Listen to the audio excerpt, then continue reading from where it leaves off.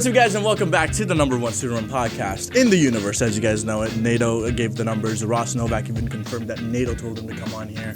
And speaking of Ross Novak, we have someone that's known him for a very long time and one of my favorite teachers. Like, you're no longer my teacher, so I could say that. So it's not like, oh, I'm not doing anything to get a higher grade. But like, I honestly really enjoyed your class. And I'm in your class right now, and it's honestly one of the most engaging classes I've ever been in. I want to get off right at the bat and say, like, you know, you had the recreation basketball game. Sure. And that's just like such a different style of teaching where you throw the students into it. So, like, how does that play into, like, your curriculum as you go through? How'd you develop that? So I started doing the basketball game the first time I taught the sports history class, which is about 7 years ago now. And the first time we did it was in the rotunda. Without permission, so it felt like a real guerrilla thing, because you're not supposed to do anything in the rotunda without like some sort of official channels. And it involved a Nerf basketball and 2 waste baskets, so 2 garbage cans, which felt kind of more dangerously fun than the way that we did it officially in the gym. It was chaos. Everybody just kind of sweating and yelling in the rotunda, which if you've ever been able to deal with the acoustics in there, the sound kind of surrounds you, just because of the setup. And it felt kind of true to like the idea of like how you invent a new sport. It's just like people running around doing what they want to entertain themselves. So the idea is that one way to try to experience the past always feels very distant to us, and partly because we invent the past within our heads and within our minds, within our memories. So one way that you can make the past seem a little less distant is to dip your toes into what the past maybe could be like, or at least try to, with some sort of reasonable recreation of it. I feel like that's a very like forward way of thinking and teaching, like not only teaching the board in the classroom and have them go out. Let's take a step outside the classroom and experience this for ourselves. Well, and you know, history, and I think probably all fields, but history is about trying to put yourself into the shoes of somebody else that seems very different than you are, whether that's time period, whether that's culture, whether that's religion, any of those things.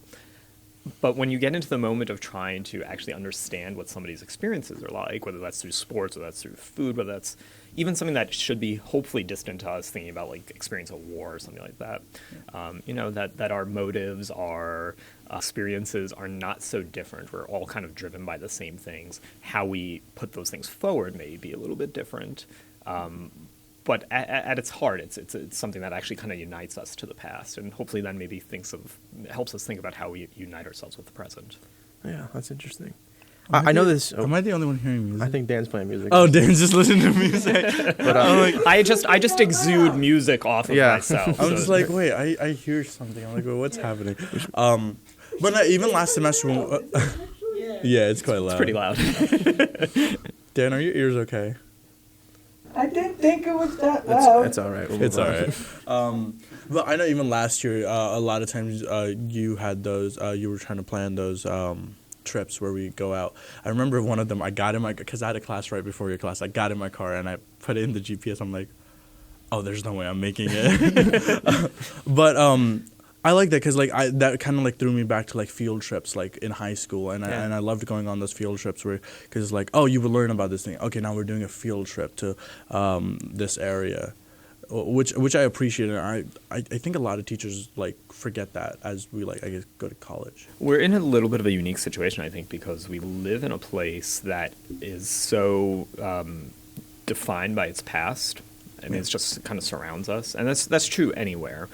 But here, I think people from the region are very tethered to the past in a good way. They take pride in that past, thinking about the mines, thinking about industry, thinking about labor, and all those things. But something that comes out of that is that we tend to just ignore some of the real horrible parts of that past. It's some way that we maybe deal with trauma or just deal with difficult things, is that we try to ignore those things that are difficult to face or think about. I'm sorry, I just see Eric kind of like slowly trying to close the door behind you. Not make noise, Eric. But no, a lot of times I feel like history's. So I actually wanted to be a history teacher in high school. Oh, here we go.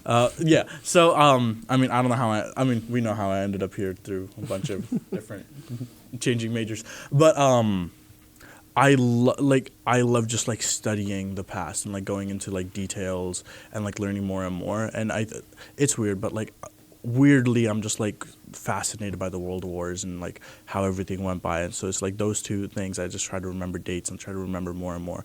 But like it's unfortunate that it happened. The world wars are unfortunate events that happen. Bold statement. Yeah, but I wish there was a way like where like we could take like a field trip to like and actually see these places in Europe. Yeah, it's a couple of times I've done Philadelphia and I've done New York City. Mm-hmm. From a logistical standpoint, from a faculty standpoint, a lot of work goes into it. Yeah. The first time that I ran a like kind of distant field trip, we were going to New York City. I was trying to send my students to go to New York Historical, and then the Metropolitan Museum of Art, because they're just kind of like separated by 9 or 10 blocks. And so we rented a Martz bus. Martz bus goes down Adams, supposed to be heading towards Dunmore to get onto the highway, heads down Adams, keeps going, blows to the stop sign. This is probably bad advertising for Martz, but whatever. Blows past the stop sign, goes to the end of the road where St. Joe's is, and just gets stuck in the mud. Oh. So it took us a half hour to get the bus out of there. It took us an hour to get from campus to the entrance to 81. So that was my introduction to doing distant field trips, which is just to say they're awesome. They're so much fun. And they're really a lot of complicated work for faculty. Yes. So I think that's part of the reason why maybe people are a little bit dissuaded from doing it. But they are the really worthwhile things. After that experience, I ended up just driving some students to Philadelphia one year, which was an interesting sort of wrinkle on that of having like 4 college students inside of a Ford EcoSport for 2+ hours. But I think that unfortunately history and the humanities in general, so English, foreign languages, everything that fits within philosophy, religious studies, these fields are in a moment in time in which they're getting a lot of sort of cultural and social pressure about whether or not they're relevant, how they prepare people for the modern world, despite the fact that these things have existed for forever, right? Yeah. The title doctor went to historians before it went to medical doctors. Don't take advice on medicine from me, by the way. But it's just to say these things have existed forever for a reason. And but I think it puts unique opportunities. It's a really nice way of spinning it. Unique opportunities for people like me to be able to try to show how this stuff is relevant. And I think one way that you can do that is by interacting with places, because places are just steeped in the past. Yeah, and like a way of like learning about or trying to envision the future is by learning from the past. So history repeats itself kind of, and why it's relevant in that sense, where like you have basketball today, as you mentioned, in basketball, then you see how far it's progressed. And is it going to progress even further? Who knows what kind of rules might change the next couple hundred years? Like a floating, 50 years from now, it's like a floating ring. It's not even like a whole thing that's holding it up. And the ball just like bounces off of things. There's like ricochet everywhere. And even if those changes happen, right, the way in which people are interacting with that as fans or as athletes is not so dissimilar. It's so as much as when we played the 19th century rules basketball game, there was no dribbling. So there's no dribbling. There's 9 players per side. So it almost looks like, it kind of looked like a soccer formation almost. So you've got forwards, midfield, and defense. Okay. And you were bound to those spots. So you couldn't, if you were on defense, you can't move all the way to mid-court or beyond, right? So it's somebody in class, this is actually a great way of putting it, said that it's like a foosball table. So you're just kind of in those spots and not flipping, but you're so in how do spots. you throw the ball? You just it was run around absolute with the ball and throw it? Can't run. Absolutely. Yeah, you can't run. You have to advance the ball by passing it. You can't dribble, passing it or deflecting it. So there was a lot more just like punching of the ball in like the earliest rules. Okay. So it's a very different game. But it was really interesting to watch as people were getting into it. And this is one reason I was really glad to have taken it into the court versus the rotunda, besides the lack of risk of somebody running into a column, is that you could see everybody got really into it really quickly. And part of it is just we're naturally competitive, right, as as people. But you could see this. You could see the students get into the idea of like, okay, I can't dribble the ball. I can only advance it this way. Yeah. How do we do that? How do we do that in a way that makes sense instead of just like throwing the ball arbitrarily and chaos. So it was actually a really good lesson in thinking about how adaptable we are when we're given certain constraints and circumstances. Yeah. And I really like the lens you're viewing all this through is how like you can learn so much from history through sports. When you first introduced that in one of the first classes, it like caught me off guard because I had never thought about the fact that you can look at sports as history, like genuine history in that sense. It's not, and it's not just a series of facts, numbers, statistics, and it would be very easy to fall into that. And I fall into that sometimes. In class, we'll be talking about something, and I'll start just like talking about a particular moment because it resonates on an emotional level. But sports in America, and other places too, but the United States is kind of where I focus, so it's kind of the only way I could talk about something that I know about. Sports in the United States hits on all the major phenomena and themes that define us, good, bad, ugly, as a nation. Opportunity, right? There's a reason why earliest sports in America is mostly immigrants who are playing, because it gives them an opportunity to uplift themselves or have the opportunity to try to uplift themselves. Earliest boxing in the United States, it's Irish immigrants, it's African Americans. It's because it's people who are on the fringes who aren't given other opportunities. So what happens when you don't have an opportunity? You carve one out. You literally fight tooth and nail. And if you know anything about 19th century boxing, it literally was fighting tooth or nail for something.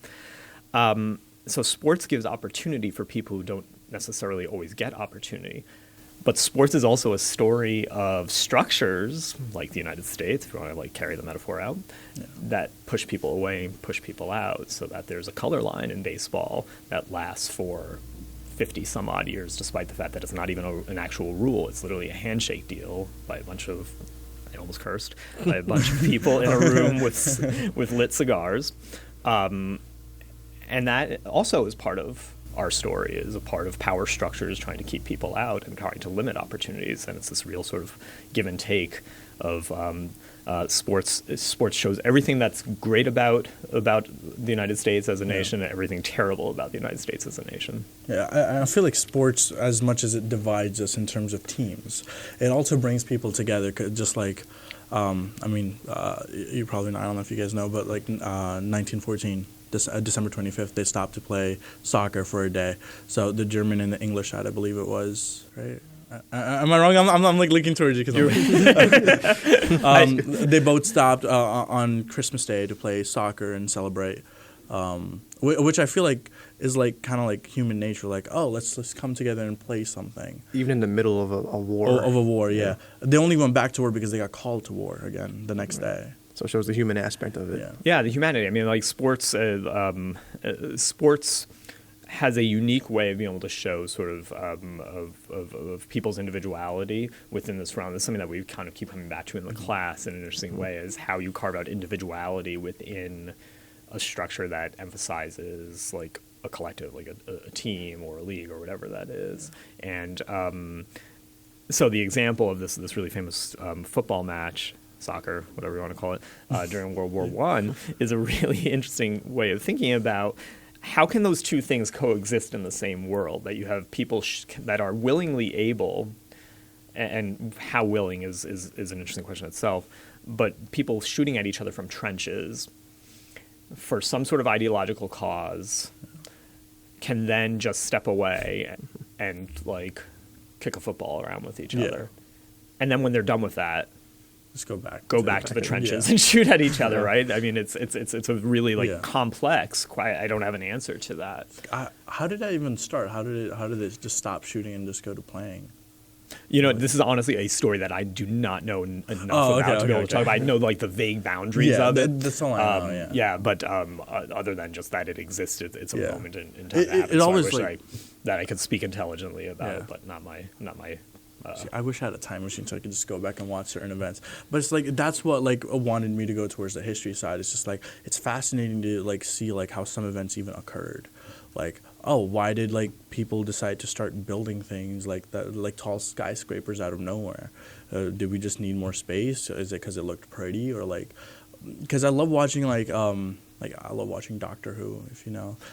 And some of my favorite episodes are like early times in like New York City, and you kind of like see it like kind of like building, and I'm just like, how did people like, why did someone want to build like a tall building? And now it's like a competition between different countries, but it's like, how did that come to it, and why do we have I mean, we have it because of France, I think. France, Statue of Liberty. Statue of Liberty, yeah. But I'm just like, why do we have the Statue of Liberty again? But it's just like, how did like all these things occur? And it's like, I wish I could like go back and see it. It's funny, Doctor Who, for whatever reason, has just always floated outside of my nerdy fandom. So I just like vague understanding of it, and I've watched it here and there. So it's not, for some reason, it's like I always had to have some sort of pecking order of nerddom that was like below what I, so like Doctor Who and Dungeons and Dragons were the two things that I couldn't get into because I had to have somebody I felt better about. But this is actually a really interesting question of thinking about something like the example of like why did we feel compelled to start building stars or something like that. If you take an example like a skyscraper, thinking about the construction of skyscrapers or the changing of an urban landscape, why? Like the answer is, well, it's not an answer, but the answer is it's everything, every reason. It's economic reasons, it's political reasons. Like literally the reason that we built skyscrapers in New York City was to project power. Right, and to project power and a new moment in time, and the same moment in which we're building these incredible structures. Who's building them? How are they being treated while they're building them? And things like that. Is also the moment in time in which you're seeing this just incredible difference between wealth and poverty in cities to an extent that just never existed before. Yeah. So like it's the duality of everything, right? So like the Chrysler building represents, and the Chrysler building was literally an office building. And that's the thing that's actually really remarkable, is that it's an office building and like all this money was spent to build this like incredible, and it's incredible to gaze at, right? Mm-hmm. If you've ever been inside of it, the inside is just as incredible as the outside in kind of different ways. And then it's an office building.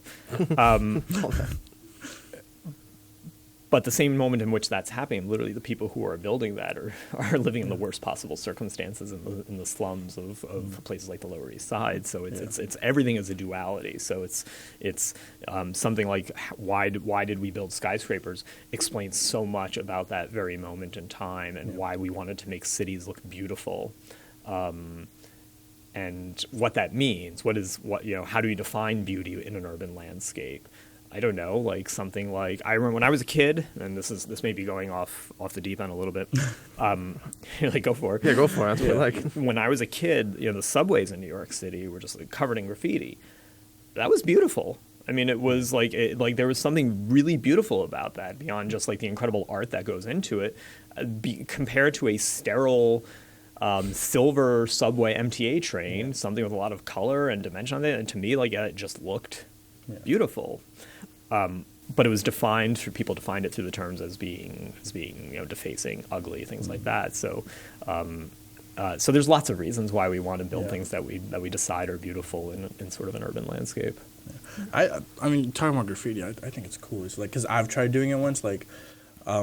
I didn't go and do it on somebody random's wall, but like it was like part of like we were doing this like school thing, and everyone got like a big sheet of paper, and then we tried doing it. I'm like, this is so hard to do.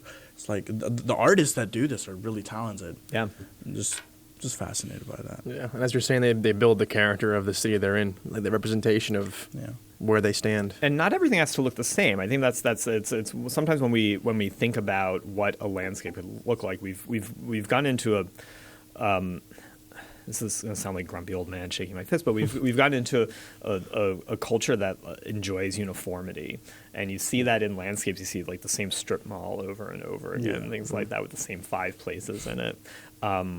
But maybe there's room for that, and also room for something a little bit different. I think society is kind of pushing towards that now, trying to find like unique and creative ways to like use space for whatever it might be, like architecture or like art displays and playgrounds. Think about the murals downtown in downtown Scranton. I think that's a great example of it, and that's a fairly recent transformation. By the way, Marywood students and alumni were involved in that. But the mural to MLK, and there's also a mural to John Lennon downtown. So that transforms a landscape in a really interesting way. Whereas before, there was just, downtown was kind of vacant. It feels more vibrant when you have things like that. Yeah, as you're saying, like this area has so much historical significance, but like it also kind of was living in the past for a while. I think whereas that's a now it's great way of putting it.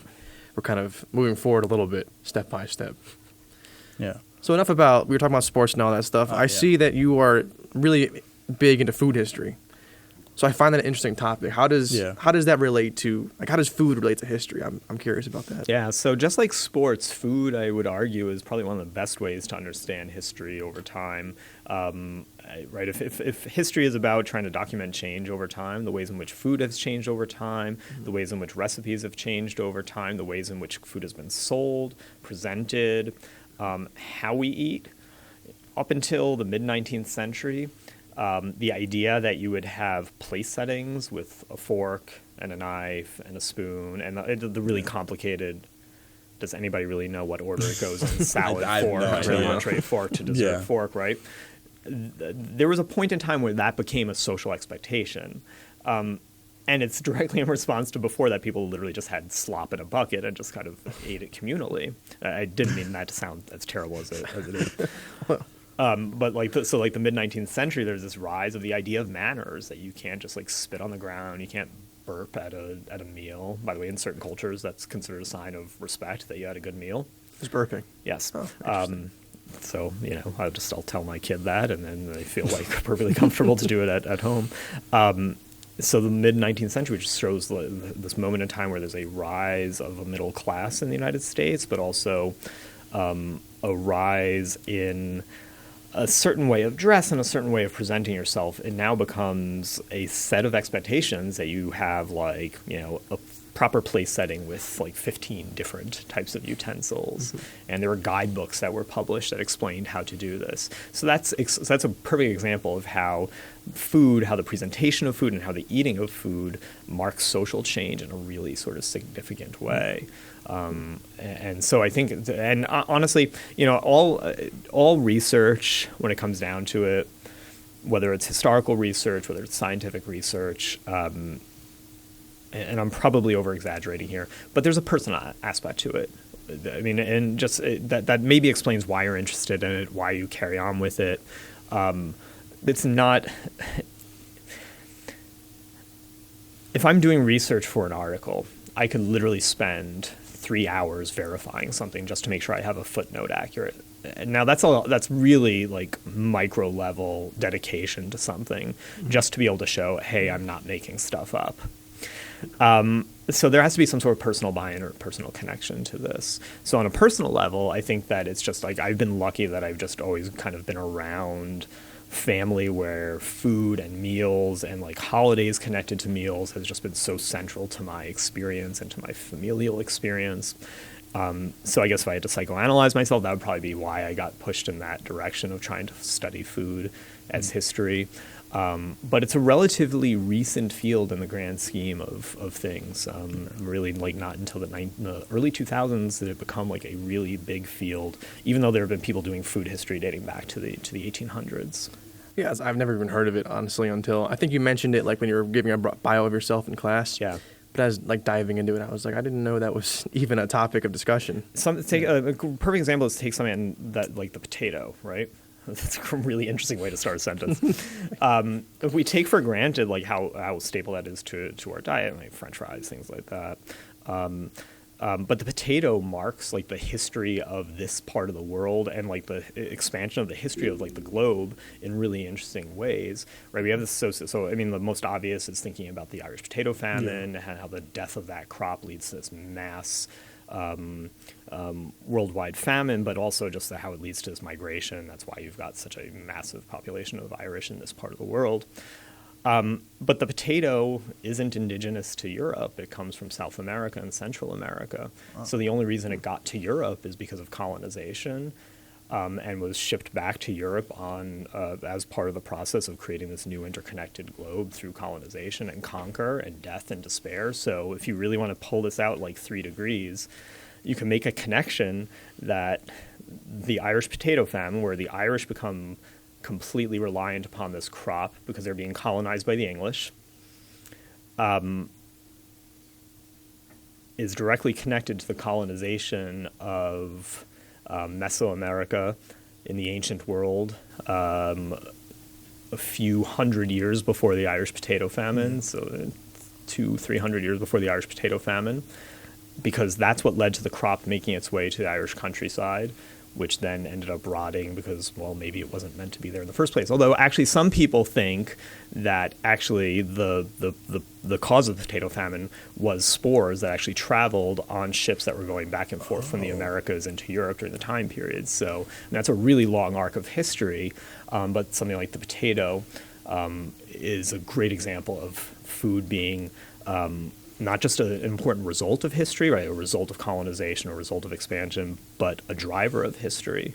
It drives so much of our needs. I mean, it's a basic need. Mm-hmm. Yeah, food is like so important. It's like in many different cultures, like, oh, you gotta have this. I know like Indian cultures, like in different seasons, or you're gonna make different types of food. It's like, it's kind of like when you have like, oh, like spring's coming, and so you get like pies and stuff. Am I getting confused?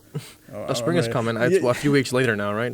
Or like like there's pie season, like pumpkin pie. Oh, that's only gonna happen around Halloween or something. And then there's a bunch of other stuff. But like food is always important. I'm fat. I'll just eat food whenever I feel like it. But I mean, you watched a couple of episodes, so you know, like we kind of stopped in the middle. So it's time for advertisement break. But one thing that we've been doing for this season is we've been having our guest cue us into the break. So if you could look at the camera and just tell them that we'll be right back.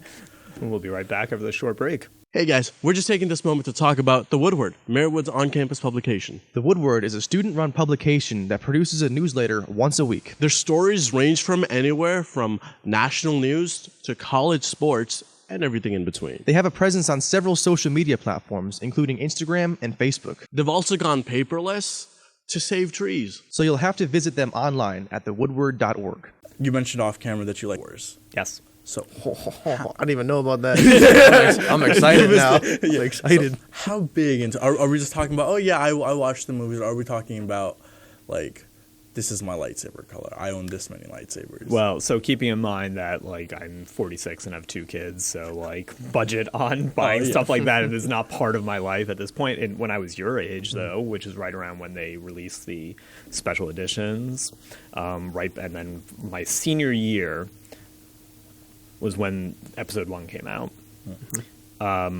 So I had a few. I bought a few lightsabers at that. I mean, the crappy ones, not like the really expensive ones that they sell at Disney now. But yeah, no, I'm a pretty massive like Star Wars fan. I have Star Wars Trivial Pursuit. That is a game that I win pretty much every time. And saw every one of the prequels on the first showing. Wasn't waiting in line. But yeah, I'm a pretty, and I have extended that now, so I watch all of the Disney stuff. And So you watch the prequels as you're our age. It's an exciting time in your life. I'm sure you watched the first 3. Like 2001, Yeah. So what were your thoughts as the prequels were coming out? Like when you were first seeing them? Yeah, that's a really great question. So I was a huge, like, massive original trilogy fan. Saw the re-releases that had all the edited footage, and people were a little like uneasy about the ways in which those got edited and changes were made, and Greedo shoots first all of a sudden and things like that. I was really excited when the prequels came out, or when episode 1 was coming out. Just because there was this whole mythology that I had built into my head as somebody who watched these movies pretty obsessively when I was a kid. I had a huge Star Wars toy collection, which I've now been able to pass down to the kids, which is pretty cool. Okay. So I saved that, and I saved my baseball cards. Those are the 2 things. And went to go see episode 1 the first night, and I think just left. And I went with my roommate, my college roommate, and I think we sat kind of silently. I think this camera died. Well, that's all right. We'll scrap the wide This angle. is the wide shot. we'll live without it. It's all right. Anyway, sorry, move on. And I think the car ride back from the theater to our dorm was maybe like 15, 20 minutes. I think we just kind of stared silently in confusion. It's like, what was that? What did I just watch? And it's funny, you know, over time, I still really like episode 3. I love it. That's a movie that I get go back to. It's really interesting. And it's funny to see this through the lens of my kids too, because they want to watch the prequels. They find the original trilogy a little harder to get through because they're longer and there's a little less action, and the way in which action was shot in 1980 is very different than like the film world that they've grown up in. But I go back to episode 3 all the time. I think that is a great movie, and it captures that precise moment in time so well in the world, not just like thinking about these. It destroyed so much of this mythology of thinking of like the Jedi being just like pure, wonderful, and incredible, and the Sith being like remarkably evil. There's this one moment when they're when they're on Mustafar at the end. See, I call that Mustafar, so I know what I'm talking about. Yes. When Obi-Wan and Anakin are battling, and Anakin says, "You're either with me or you're against me." Oh yeah. And it's a literal direct quote from George W. Bush in the run up to the Iraq War. Oh, really? Where he's talking about allies who, like France, for example, or England, whether they were going to support the American invasion of Iraq, and he said it's a paraphrase of that. So Star Wars connects to so much, and talk about food, and talk about history, and talk about sports industry. I mean, film and culture is so much interacting with the world around it. So. Episode 2 is still really terrible. That's one I cannot get through. You like episode 2? I think they're overhated. I don't think they're as bad. I watched the Disney trilogy as they came out. Yeah. I think by comparison, the prequel trilogy is okay. Yeah. I've come to like Phantom Menace more than I did when I first watched. I think there's interesting stuff there. I just episode 2. I don't know. It just doesn't work for me. I'll agree with that. Because I recently just rewatched the Star Wars movies, and episode 1 I watched it again. I'm like, I used to like not like this episode. Why do I like episode 1? And it's just, I feel like, I don't know, the Qui-Gon Jinn and his like sacrifice at the end. It's just like, I like it a lot more after seeing like Star Wars Rebels and the fight between Obi-Wan and Darth Maul after he came back to life like happens, and like because he uses the same stance but then he gets him with it. He's like switching stances. I'm a big nerd. If you get and like Phantom Menace is known to have mixed reviews. Yeah, it's interesting. Like they play that theme like Duel of the Fates, right? Yeah. And it's like, okay, well, if Qui-Gon doesn't get killed here, this is actually a good question of history, right? Like if this doesn't happen, what is the arc, right? Is Anakin's arc completely different, right? Yeah. So it's not that Anakin's evil. It's that he ends up in a situation where he's being trained by somebody who is not ready to train him, right? So you need to have credentials and be old enough to teach. And in this weird like power structure of the Jedi who say like, you have to care about everybody, but you can't be attached to anybody. It's like, well, that doesn't really make sense, right? So it is. I kind of I guess in some ways like it appeals to me on like that level of like history sort of what ifs. I've got to say I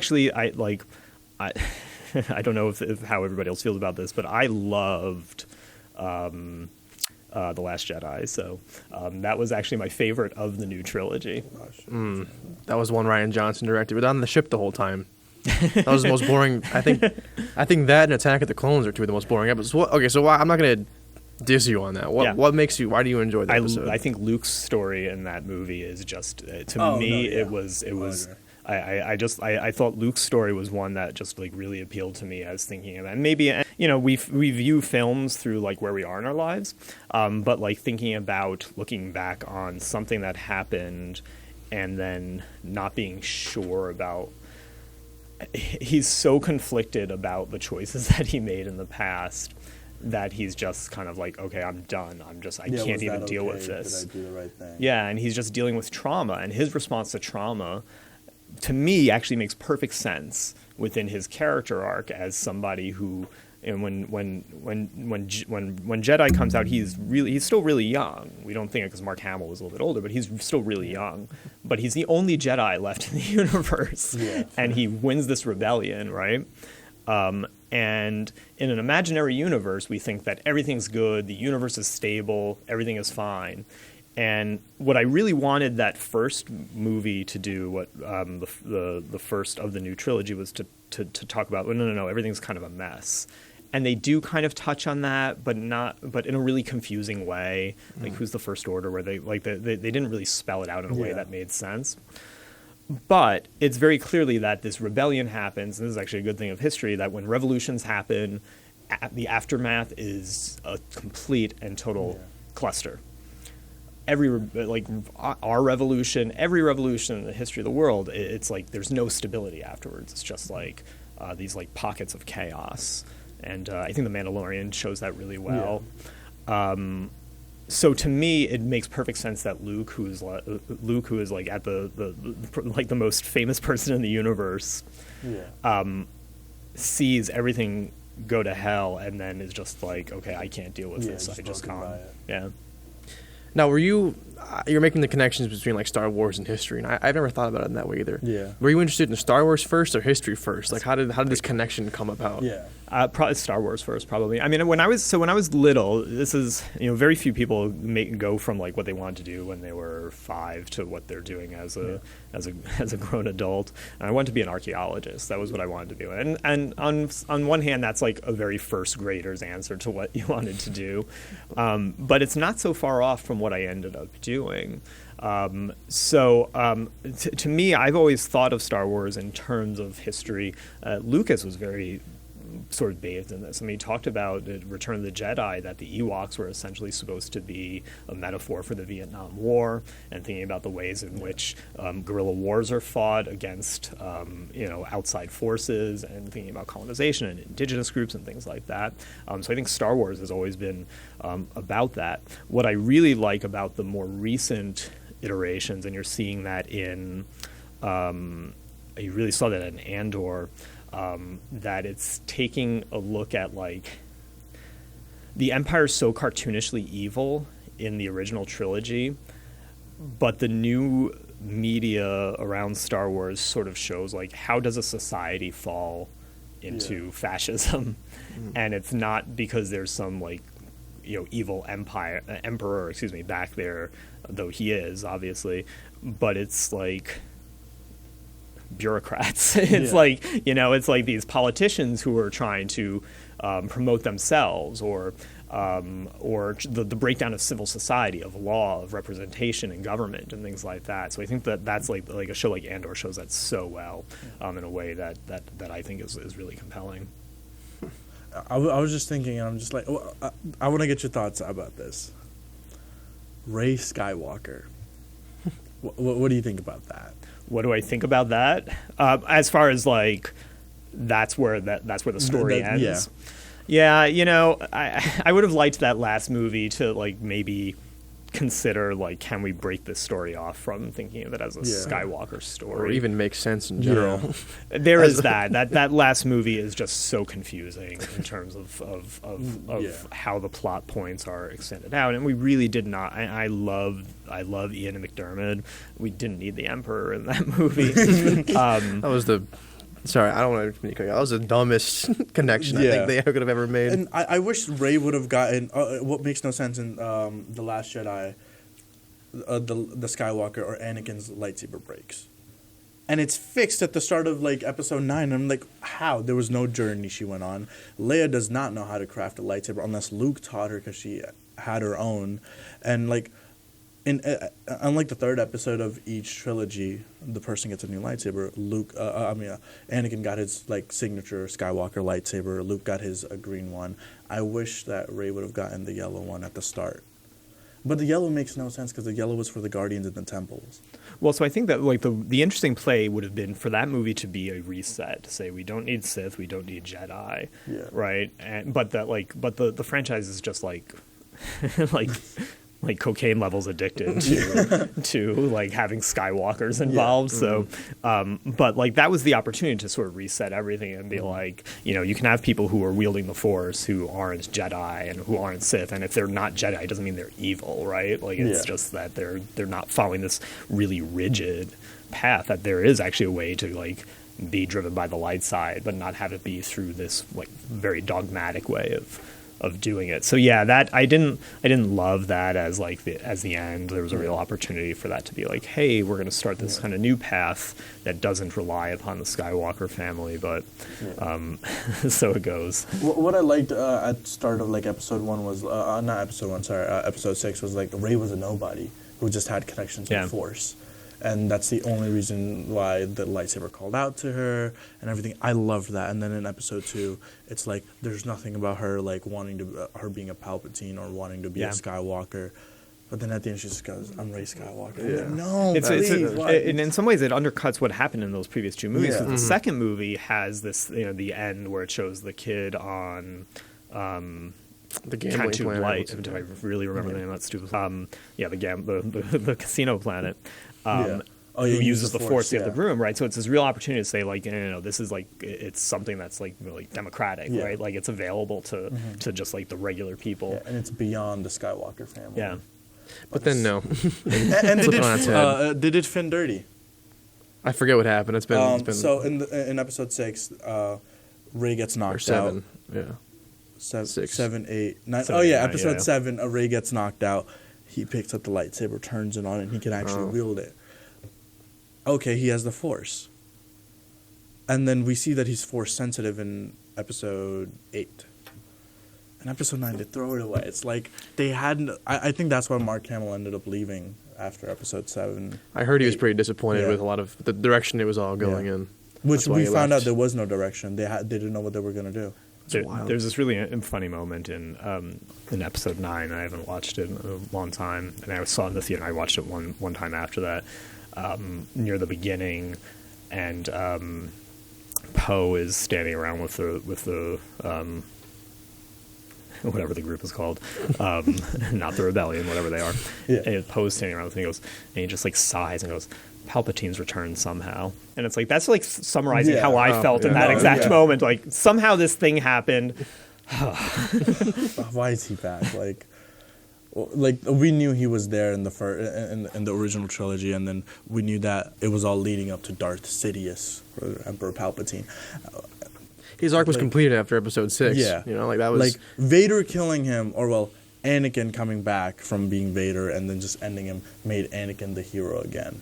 But now the entire first 6 movies have no basis. The point wasn't the point that Darth Vader turns evil and he goes back and he destroys the Empire, and then he's still alive. Actually, it was still Anakin that was the chosen one that destroyed the dark side. Right, he brought balance to the Force. It feels like a bigger kind of phenomena that we're just like in this a movie culture right now that just has to bring things back for nostalgic reasons and retread movies and retread I saw the other day that I think it's on Hulu that they're doing a remake of White Men Can't Jump, and it's like, that is a perfect movie that does not need to be touched, but they're bringing it back with Jack Harlow or something, and so like we're just kind of like devoid of new ideas, and we're just like banking. But the thing is, it's like I get it, because I'll see something like, okay, I need to see the remake or the reinterpretation of it. I know that. What's the guy that's leading MCU? Kevin Feige? Kevin Feige. He was supposed to have a trilogy for Star Wars, It was the Kevin Feige trilogy or something. I don't know if it's canceled or not. But that'd probably be a good trilogy. That'd be interesting. There's a lot of foresight. Yeah. But I think what you're saying, there's too much of like of an emphasis on nostalgia, where people are just like cash grabs. They're like, if we just recreate this and do that, people are going to go. But the problem is that people are going to go see it. Everyone complains about it, but no one's going to do anything because they're going to go see it in theaters and they're going to stream it on Hulu and whatnot. So, like, we're in this weird cycle where there's no creativity, but it's still working for the big companies. There's no motivation to not do it. Exactly. Yeah. So we're trying to break away from that by being our own podcast and making our own short films. Making our own stuff. Bring it back in. Bringing it back to, because we have we have an episode that just went out today. It's, like, completely not related to Marywood at all. It's just, like, we're just sitting and having a nice conversation, just crack jokes. And then we're like, okay, let's bring it back to Marywood for the next episode. And then I asked you to come on. And it's just, like, sometimes it's good to go away from, like, I guess, the norm. I feel like. So, like, Disney, if you're watching, take advice from us. Go away from the Skywalkers. But enough talk about fun stuff, even though I like it. I wanted to ask you, like, where did the idea for the vegetarian crusade come from, and how did that go about? Yeah, it's a great question. So, so that came from my dissertation in my PhD, and it's one of those like really interesting. Just like happened to stumble upon something and just decide to run with it, which is a really kind of fun thing. I never thought I had an interest in doing food history. It wasn't even something that I knew was really an option. Yeah. Like I went into grad school. Wanting to just work on urban history, ended up at Loyola Chicago, somebody there that I wanted to work with, and in a graduate seminar, it's a historiography class, so you're reading like all the big works on 19th century America, and I read this book called Rereading Sex by Helen Lefkowitz Horowitz. Not that anybody would know who she is unless you're a historian. And it has this one like little throwaway line in it, like literally one sentence that mentions that there were vegetarians in the United States in the 1830s. I had just recently become a vegetarian at that point, like a year or so before that. And I was kind of really struck by this idea that I had made this like fairly significant life change in terms of diet, in terms of like how I view the world.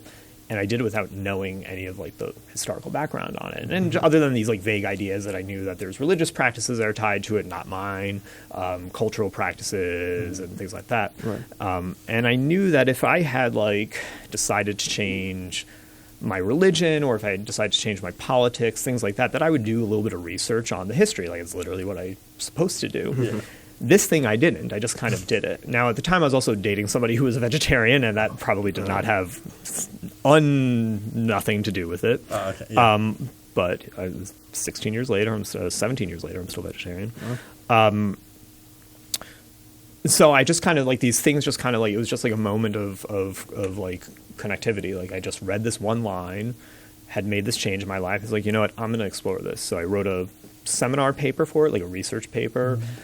Short 25-page. I know it doesn't sound short. Yeah, short. Compared to a dissertation, it's a short 25-page research paper. I was like, this is really interesting. There's kind of here. At that point, I had to start thinking about what a dissertation topic would be.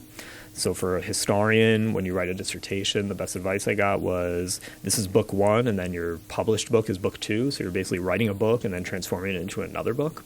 Mm-hmm. So I needed a dissertation topic. I had an advisor lined up. I had this thing that nobody had really written about, and I just kind of like lucked into it, and then just decided to run with it. And I was really lucky enough that at the end of my grad school career, that I had been nominated for an award for best dissertation in history. Didn't win it, but when you get nominated for it, you get there's like a directory basically that publishers go through to see like, oh, what are people working on, and I got contacted by a few university presses, and within a year and a half after that I got a book contract and was able to transform the dissertation into a book.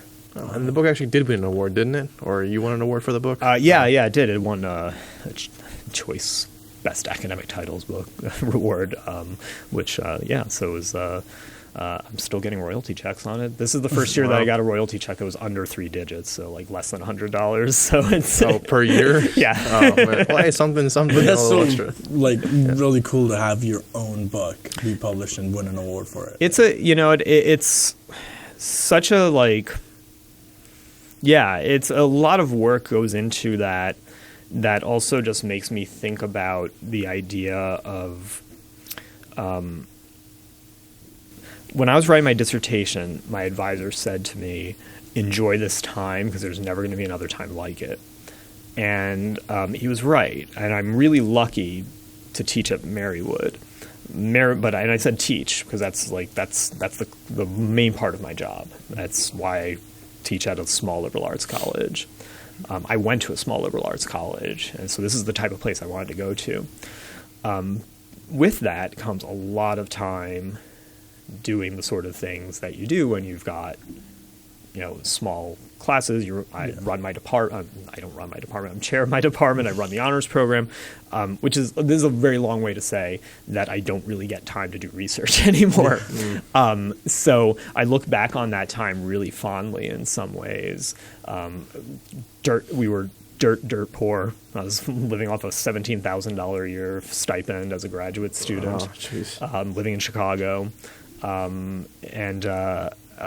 in some ways, it was just that it's the only time I was able to just like really push myself to do this one thing without having other stuff going on. I love the other stuff. So that's how I look back on it now, is that I think about just like my time was spent in archives looking at things that nobody had looked at before. And there's something very cool about that. Do you wish you can go back and do it again? It seems like you'd...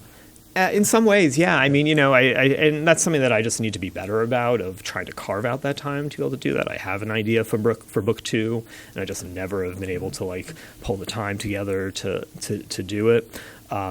But yeah, in some ways I do. But on the flip side, I wouldn't, if I was spending my day researching, I wouldn't be able to sit here with you today, right? Yeah. So like it's, I really appreciate the unique opportunity that I get as somebody who gets to teach at a place like this, because it's very different. I have friends who teach at large research universities, University of Georgia, places like that, and they like it. And they love it even, but it's completely different. Yeah. So I just really appreciate. In some ways, I guess it's like I get to live vicariously through all of you.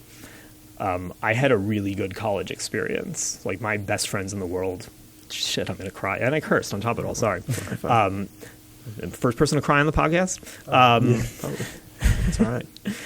No, I have like my lifelong friends are my college friends. Yeah. And I don't get to see them much anymore because life takes over. And the funny thing is, it's like we're not even that far. We're like, I'm in Pennsylvania, they're in like Jersey and New York, and like so it's not even that far.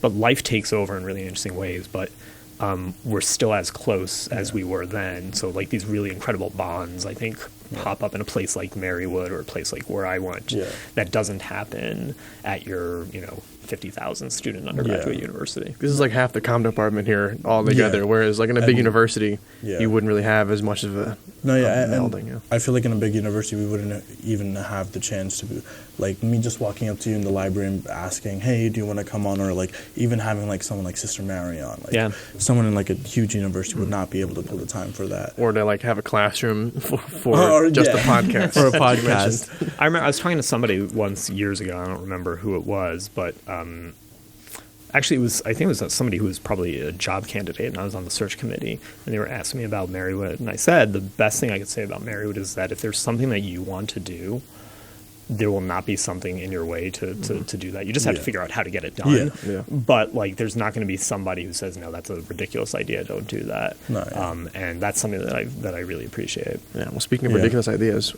Illis tries archive digging with Dr. Shprintzen. Ooh. Are you going to say no to that? I will never say no to that. Exactly. So, Hold you to it. Is a series that we do where we go and we try different things. So we tried VR recently, so that episode should be out soon. Or we'll figure it out. Yeah, we'll figure it out when they're going to come out. But archive digging, that might be interesting. I'm game. Yeah. All right, we'll figure it some time out maybe. No gloves, though. Everybody thinks you have to wear gloves, but you don't wear gloves when you go into the archive. Sorry to dispel the myth. Well, you heard it here first. No gloves. Yeah, magnifying glass, light, gloves, and just flipping through pages. But no, thank you for coming on. Honestly, it was. I feel like this was our most educational podcast of like maybe like podcast like our history, but like definitely for season 2. Like this was like a lot, and like it was like a fun conversation throughout the whole thing. We talked about Star Wars. I mean, you talked about Star Wars and connected it to history, and I'm just like, that's so dope. But thank you for coming on. Yeah, thanks so much for having me. I really appreciate it. Yeah. Is there anything you are working on, or like anything you want to shout out in a way? I wish I had something to plug. I have like nothing to plug. It's fine. We have a Twitter. You can plug that. You got. Yeah, that's true. Yeah, you can find me on Twitter at VegHistory. Hopefully I'll have a research project that I'm working on soon that I can get out there. But maybe in the future we'll be reading book number 2 and reviewing it. I don't know, it might be cool. But thank you for coming on once again. Thanks for having me. And thank you guys for tuning in. As always, we'll see you guys next time, and we all strive for a better tomorrow. Bye.